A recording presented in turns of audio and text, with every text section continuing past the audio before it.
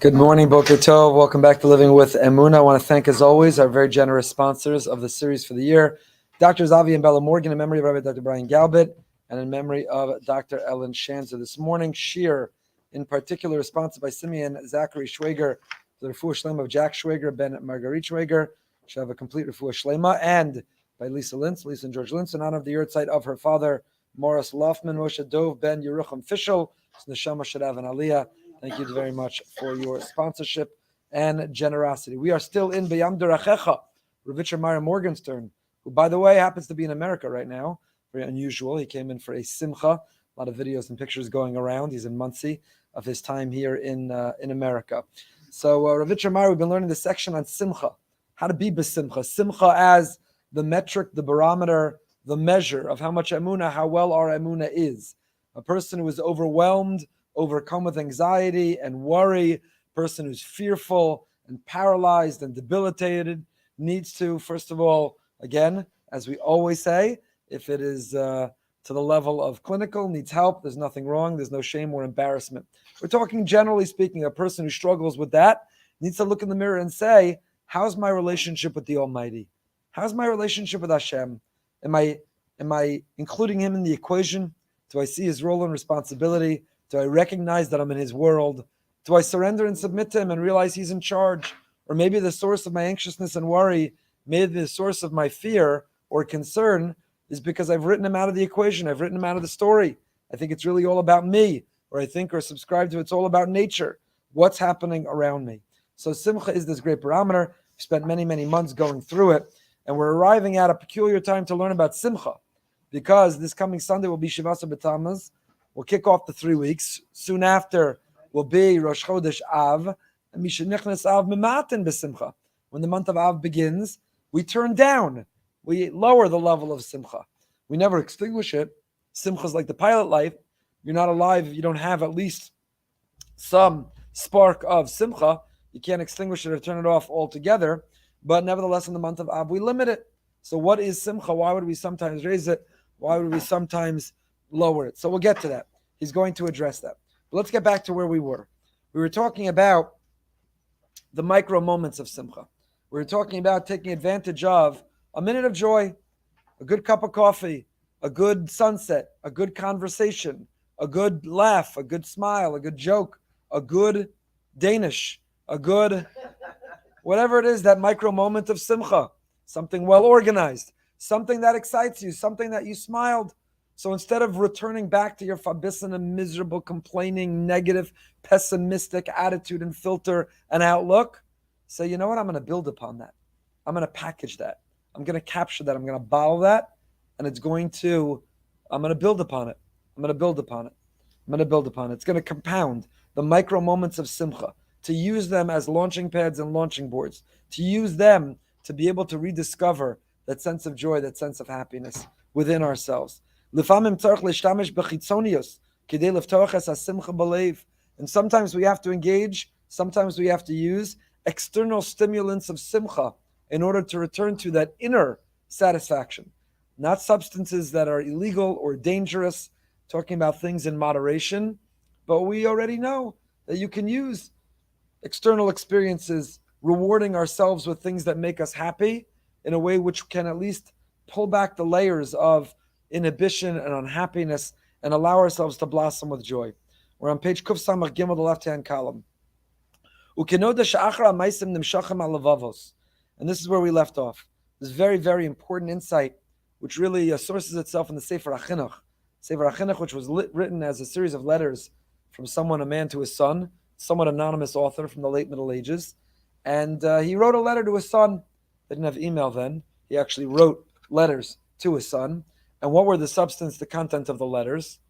You know, if you write letters to your kids in camp every day on the email system, what do you say every day? I'm Yotze with my wife. I have to, Leora, remind me I'm supposed to write my own. But, you know, you fill in what's going on, what happened in your day. What did he do, the Sefer HaChinuch? He said, this is this week's Parsha. Let me tell you all the mitzvahs in that week's Parsha.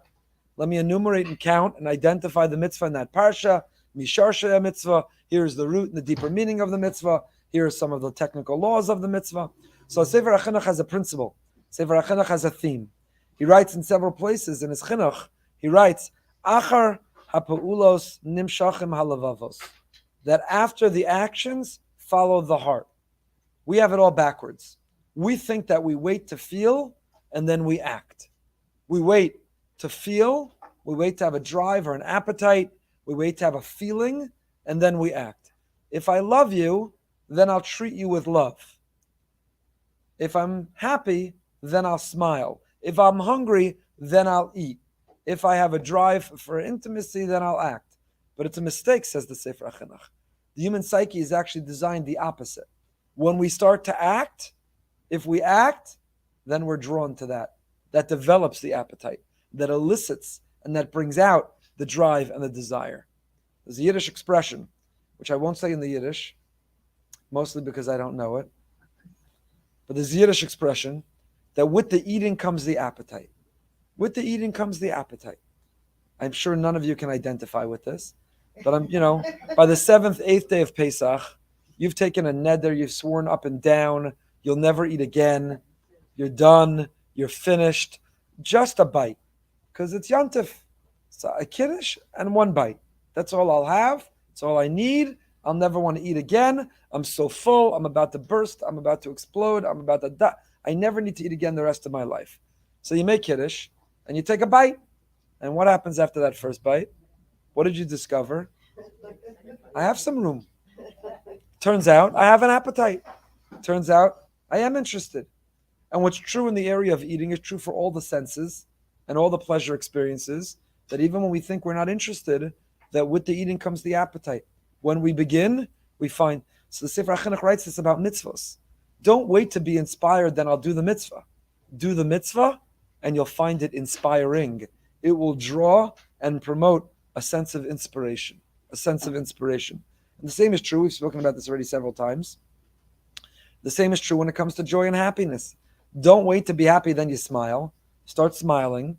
Again, we've explained this anatomically, physiologically. When you engage the micro muscles of the face that are connected and wired to the brain, it releases endorphins and adrenaline, and you find yourself, the smile creates the happiness, not the happiness creates the smile. Achar hamasam nimshacham halavavos. So sometimes you have to do the little things, give yourself the little pleasures, the small joys in life, so that now you are predisposed to smiling and feeling happy. Do the things that bring the happiness, and then when you're happy, you say, Taka, I'm happy. There's the Hashem, He's running the world. Everything's going to be okay. It's going to work out. Everything's going to be for a reason. We're going to make sense of this. There will be a tomorrow. We'll find our way through it. Whatever happens is what's meant to be. If you smile or you sing, or you put music on, and if you dance, and if you speak language, if you speak messages, if you learn a vocabulary of Emunah, so you'll say, what am I talking about Emunah? I don't know if I believe, I don't really feel connected, I'm down, I'm out, I'm feeling hopeless and helpless. I'm going to start talking Emunah.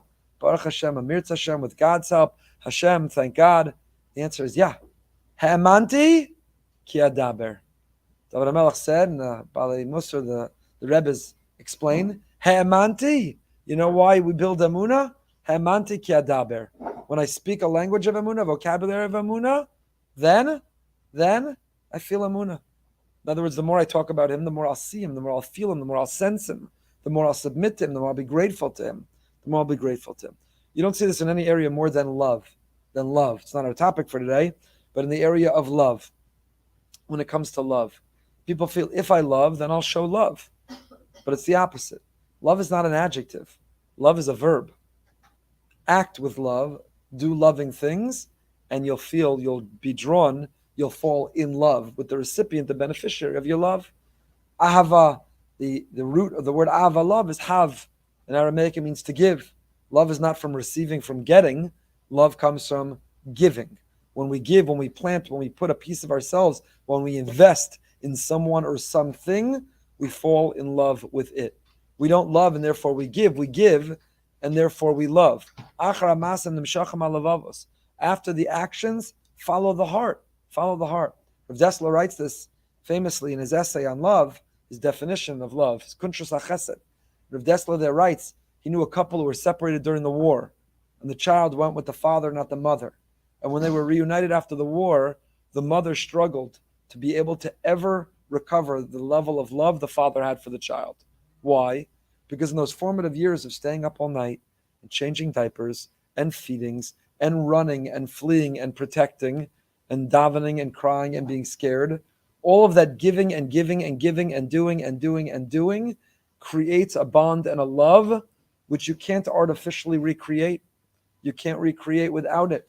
So naturally, a mother has that more instinctively, sometimes has the greater responsibility, has literally carried that child, and therefore for 9 months of misery and discomfort and pain and some things that will never be recovered or repaired or forgotten. So all of that is giving. 9 months of giving and giving and giving creates a love. That's why Rav Dessler there writes that who loves whom more? Do parents love children more or children love parents more? So every child, when you pose that question, they enter into this big debate. No, we love you just as much. And what are you talking about? I love you more. I love you more. My kids, when I put them to bed at night, good night, I love you more. I love you more. I love you most. You have that little back and forth. But Rav Dessler writes that we know that parents love children more than children could ever love parents. Why? Because particularly in those early formative years, parents are, bless you, parents are only givers and children are just takers. Child's a baby, all they do is take. Feed me, diaper me, pay for me, protect me, buy for me. All they do is take. By children, I mean up to about 30, 35. I don't know. I'll let you know when I find it. By children, whatever age of children, children are just takers and parents are just givers. So you'd think children love parents more. All you did is receive. You got and you got and you got and you received and you received and you received. So surely they love parents more. But they don't, says Rav Dessler. Anyone will tell you, parents love children more than children could ever love parents. Maybe them come close towards the end of life when the roles are reversed. When all of a sudden, children, I mean this metaphorically, are now concerned with changing parents and taking care of parents and are sometimes paying for parents and nurturing and loving and protecting and getting up in the middle of the night for parents. When the role is reversed, children can first begin to maybe feel the love the parent had for them. I've told my children, you think you know how much I love you. You know when you'll first discover how much I love you? When you become a mother. When you have your child, then you'll first begin to understand how mommy and I feel about you. Parents love children more because they give. So it's a verb, it's not an adjective. Loving is what you do. It's not how you feel. This is a big lesson for Shalom Bayis also. People are very caught up in the feeling of love and romance and love and reading too many novels and watching too many. Start loving, and you'll feel love. I'm not oversimplifying. There's communication and there's time and there's compromise and there are all kinds of really, really important components of Shalom Bayis. But the core component is that love is a verb. Love is an action. Love is what we do. Love is not how you feel, which is why God can command us to love.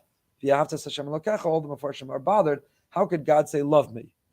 How do you command love on demand? Everything's on demand today. Love on demand. You meet someone. I need you to love me. I demand that you love me. Demand that you love. You can't demand or command love. So some commentators explain Hashem's not saying love as an emotion. He's saying practice love. Show love. Do love. Act with love. Love is a verb. Love is a verb. So this is a theme throughout all of human psyches, is who we are, human psychology, but also Torah and mitzvahs. That after the actions follow the feelings. We have it backwards. We wait for the feeling and then we'll act. No. Start acting and you'll get the feeling.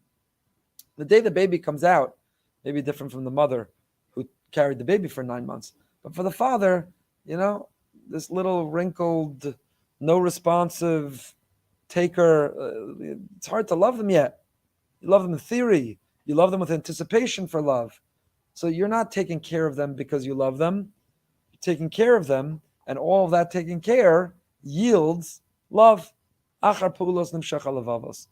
is a primary example, but it's true for all of the feelings. And here Rav Meir is saying it's true for happiness. It's true for happiness. Do things, little rewards, little moments, micro moments of simcha. Do the little things that make you happy and joyful, and then you will feel the joy. And when you feel the joy, now you're capable of understanding it in a profound, in a deep in a more meaningful way, not a superficial way. I love shopping and I love thing, but you feel it in a more deep, meaningful way. I'll tell you something very personal. Often I go to simchas, and whatever mood I'm in or however I'm feeling, but all of a sudden you're on the dance floor. I don't know if you have this experience. And because of the music and because of your dancing, you get very emotional. You feel very connected. It opens you up. And all of a sudden, you could get very, very emotional. You could get emotional in a very visible way, because you didn't think you were feeling, you didn't think you were in the mood, you didn't think you were happy, you didn't think you had energy.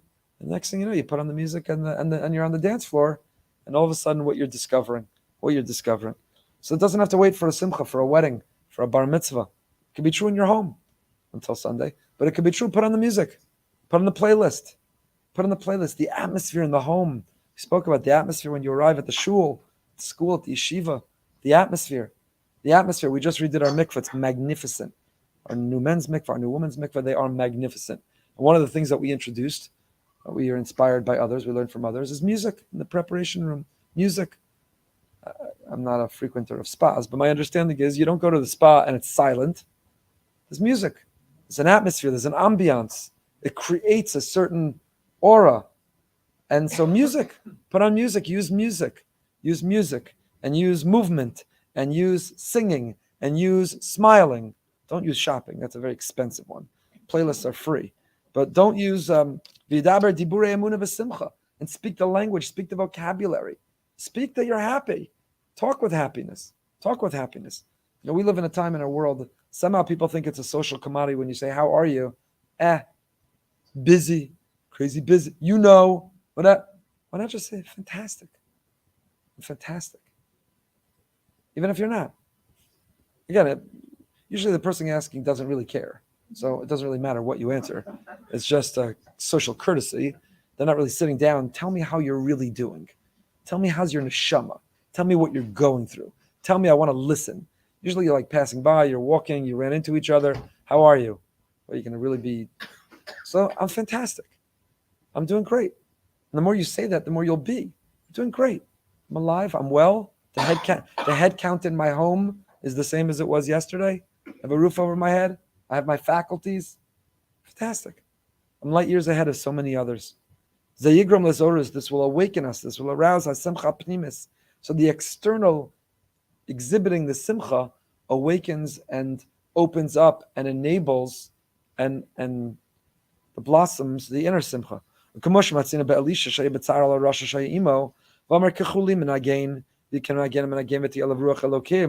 Pasuk describes about Elisha, that Elisha, who was in pain because he was accompanied in his entourage with a Rasha, he was exposed to wickedness and evil, and it was bringing him down, it was negative, and it was making him hopeless and helpless.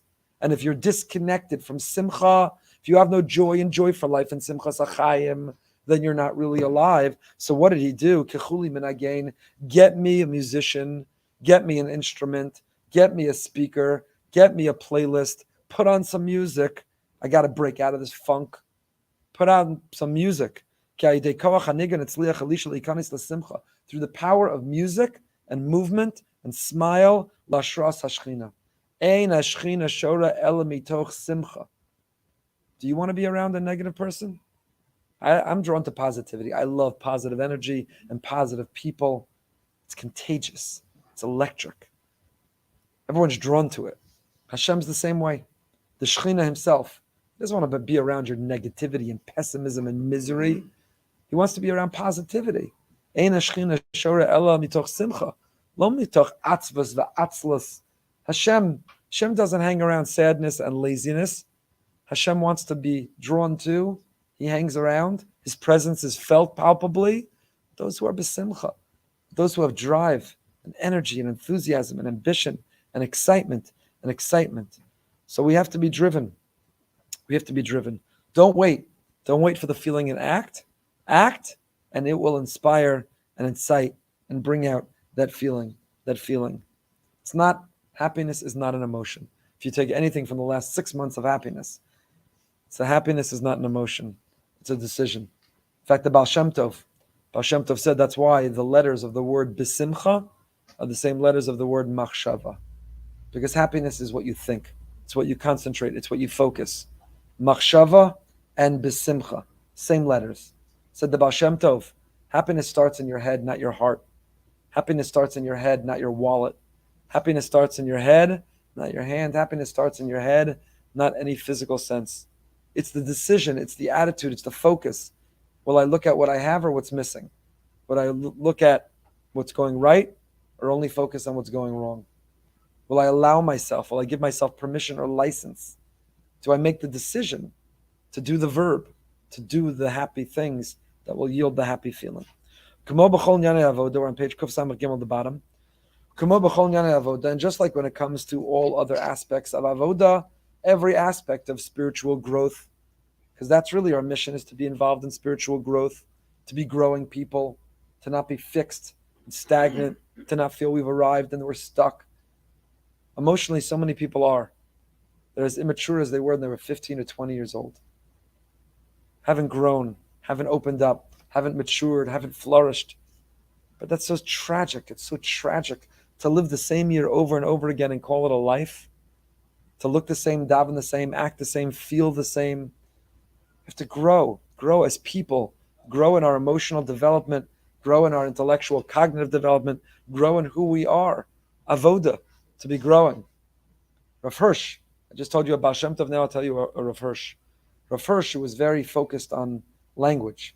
Svarim, all about language and grammar. So the letter Samach, Sin, the Simcha, the letter Sin is interchangeable with a Tzaddik. So Rav Hirsch says if you interchange, certain letters that we have are interchangeable. So a Sin, Simcha, is interchangeable with Tzaddik. So the word Simcha really is the word Tzmicha. Tzmicha means Litzmoach as Tzemach David. What is Tzmicha? To blossom, to sprout, to grow. Simcha is growth. Is growth. You feel besimcha when you grow, when you have a growth spurt, you feel your besimcha. You feel your besimcha. And when you are besimcha, you're open to growing. You don't grow when you're negative and down and out and miserable. That's not what stimulates growth. What stimulates growth is your besimcha. Your besimcha. Tzmicha, simcha, they go together. So back to Rabbi Yitzchak. With all issues of avoda, the ikar atzlacha, the source of success, is bakasha utfila. You have to daven. You have to ask a lot for it. There's nothing in life that we get without asking Hashem for help. It doesn't come for free.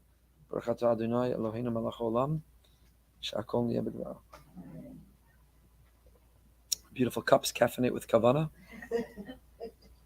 And our notebooks are almost done. They're actually being produced right now. And finally, we're going to launch our little online that you can buy. Our cups and our notebooks. We're not promoting a brand or making money. We're promoting Emunah.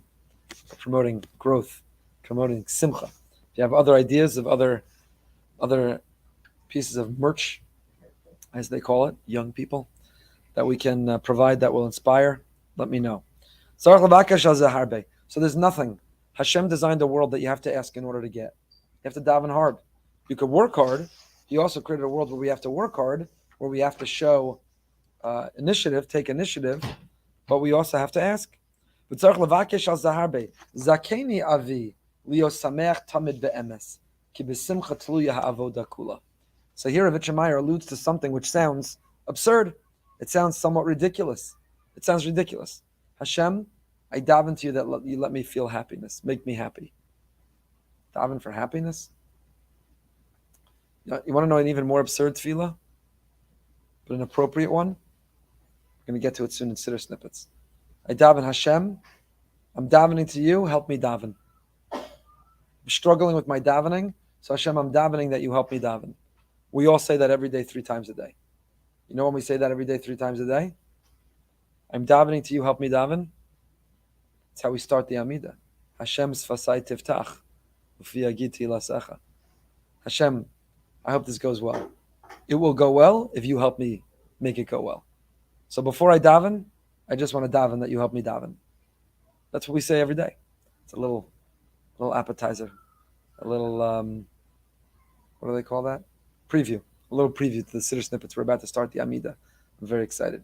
So tell everybody you know they should sign up and join us 6 minutes a day to a meaningful davening. 6 minutes a day to a meaningful Amida. So we say it all the time. Hashem, I'm davening that you help me daven. You want something even more absurd than that? When we're struggling with Emunah and we're struggling to feel His presence, to know He's there, to live with confidence that He's in our life, Hashem, I'm davening. I'm asking for your help to believe in you. What? You only daven to the one you believe in. So I'm struggling to believe, so I'm going to daven to help me believe in you? Makes no sense. Except it does if Hashem's your Father. It does if davening is the key to open the doors to any blessing, to any flow, to any bricha, any bracha, any hashpa, any shefa that we want in our life. So that was what Rabbi Yitzchak Meir here reminds us, that even if we're doing everything we can, right? We're doing all the we've got the playlist, and we're dancing, and we're drinking the coffee, and we're shopping a little bit. We're eating our favorite food, assuming it's healthy for us and in moderation. We're doing well. We're doing all the little things that should make us happy, but I'm not feeling happy. Why aren't I happy? I sit and I look and I focus. My besimcha, my machshava is on. I'm smiling. I'm engaging the micro muscles, and I'm still not feeling happy. Why? Why am I so anxious? Why am I so unhappy? So maybe there's one last thing that's missing. Do you ask Hashem? Do you turn to Him? Do you surrender to Him? Do you tell Him, even with everything else I'm doing right, it won't work unless you give the go-ahead? I can't turn the key unless you unlock the door. It won't work. It won't work. So I'm davening, b'simcha. I'm asking for simcha. I'm asking for your help. Avi, zakeni Avi, my father, let me merit liyo sameach tamid be'emes. Let me, in truth, authentically feel real joy. It's tefillah. We've davened that for our children, grandchildren, friends, people we know who are suffering, struggling, depressed. We daven that they feel happiness and joy. Can't daven it for ourselves. Can't ask it for ourselves. We can't ask Him. Ki b'simcha tluya avoda kula. Because everything depends on simcha. Everything depends on it. Simcha sachayim, that state of mind, that frame of mind, that attitude, that approach to life, that perspective. Everything else that we want will depend on it. Every relationship that we cherish, again, it doesn't take rocket science to realize which will produce better, more well-balanced children when they grow up in a home and an atmosphere where there was simcha, or when there was anxiousness and misery and anger and complaints and negativity and pessimism. Which will produce healthier children? With all the worry and fear and all the money we spend and all the investment in our children, what do they experience in carpool? What do they experience on Erev Shabbos? Is it anger and yelling and frustration? What do they experience at bedtime? What do they experience when they're being stubborn and not listen? What do they experience, not when things are going right, what do they see when things are going wrong? You're running late to the airport, the flight's delayed, you're stuck at the red light, or the pipe bursts in the wall. What do they see? With all the money and all the investment and all the energy and all the time, but how we react and the level of simcha in our homes, the simcha in our homes, that's what it's all about. I won't say who, but recently, Baruch Hashem, we had the great zchus to make a wedding. So a dear friend of mine who tested positive a couple weeks before the wedding. So I knew that he was positive. He recovered. Thank God he had a very mild case. And I'm tempted to tell you who it is because he deserves the credit, but I don't have his permission. So a few days before the wedding, I checked in with him and I just said, I assume you can't make it. I know that you were sick a few weeks ago, that you tested positive, and it's okay. It's no problem. I'm just checking in. So he writes back, I just tested positive for being besimcha for this wedding. I wouldn't miss it for the world. I'll be there. Right? It was a great, it actually put a smile on my face. People like to write back LOL or whatever. It actually made me smile. He wrote back, just tested positive for excitement for coming to this wedding. I wouldn't miss it for the world. Just tested positive. Just tested positive. It's Rabbi Gibber, my dear friend Rabbi Gibber. Just tested positive for being besimcha. It's got a great simcha sachayim.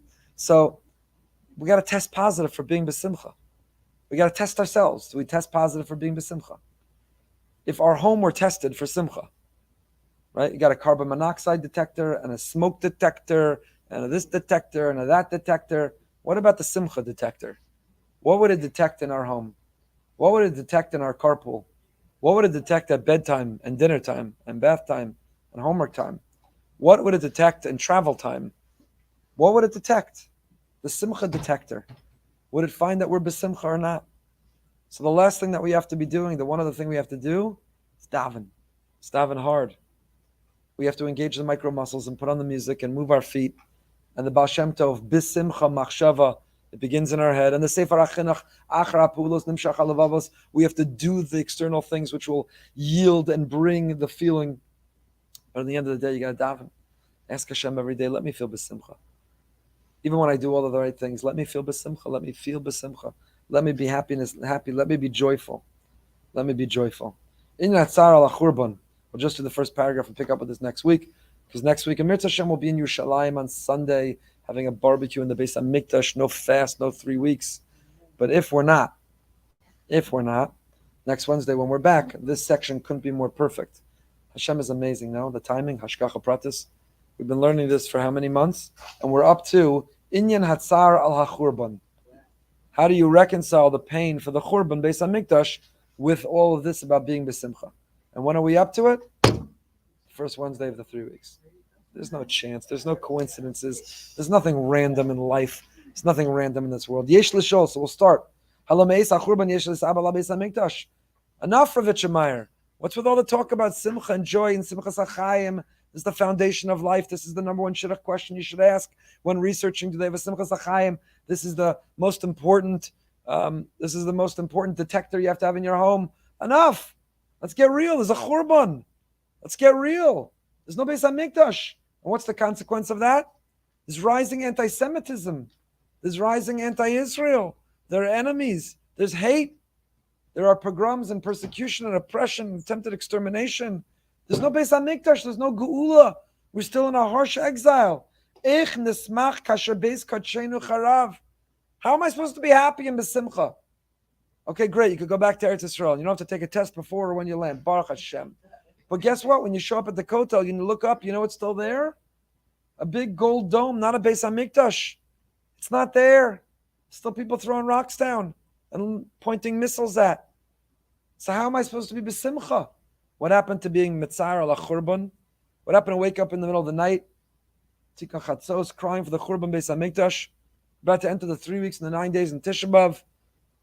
How do you reconcile besimcha with that? Mir Hashem will pick up with it next week. But in this way, you don't have to be machmir. In the 10 minutes of meaning, we just spoke Mesilas Yesharim also. There are no coincidences. We're up to the 19th parak. And what was the Ramchal talking about today? Avas Yisrael. Hashem only loves you if you love his children. Avas Yisrael. So I said, you don't have to wait till Sunday to start practicing Avas Yisrael. For Avas Yisrael, you could be machmir and have 4 weeks, not 3 weeks. But for toning down the simcha, you don't have to be machmir and start now. It's the opposite, I'll tell you. Don't be machmir and not be besimcha now. Wait till Sunday. You don't have to wait for the 3 weeks to turn it down. Right now, play that music. Play that funky music. Right now, play that music. And move your feet and dance. And engage those micro muscles and smile. And feel that inner simcha. And place your machshava besimcha. And feel simcha and tzmicha and blossom and grow. And create an environment where you can become the best and better version of yourself. Tonight, behind the bima, 9 p.m. Till next time, stay happy, stay healthy, and stay holy.